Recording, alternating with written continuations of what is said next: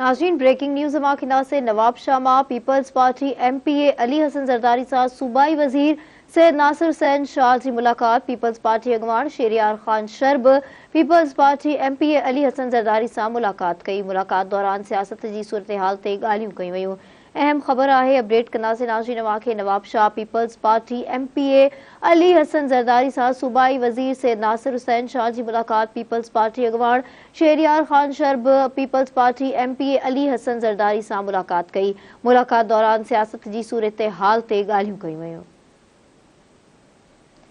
Breaking news है update करना से नाज़रीन वाक़े नवाब शाह मां पीपल्स पार्टी MPA अली हसन जरदारी सां सूबाई वजीर नासिर हुसैन शाह की मुलाकात। पीपल्स पार्टी अगवान शेरियार खान शर्ब पीपल्स पार्टी MPA अली हसन जरदारी सां मुलाकात कई। मुलाकात दौरान सियासत की सूरत हाल ते गालियों कई वयूं।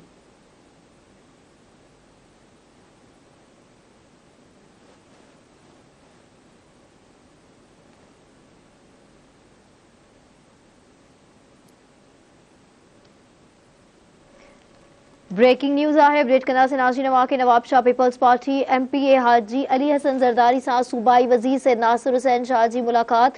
पीपल्स पार्टी अगवान शेरियार खान शर्ब पीपल्स पार्टी MPA अली हसन जरदारी सां मुलाकात कई।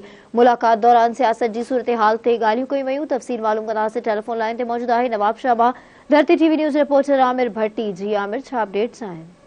हाँ जी बिल्कुल, मां नवाब शाह पाकिस्तान पीपल्स पार्टी के MPA हाजी अली हसन जरदारी सां सूबाई वजीर PP MPA नासिर हुसैन शाह मीर शेरियार खान शर की मुलाकात ईद मुबारक भी दिनी। मुलाकात में सियासी समाजी मसलन ते ॻाल्हि ॿोल भी कई वई। जी आमिर, अवां जी वॾी मेहरबानी।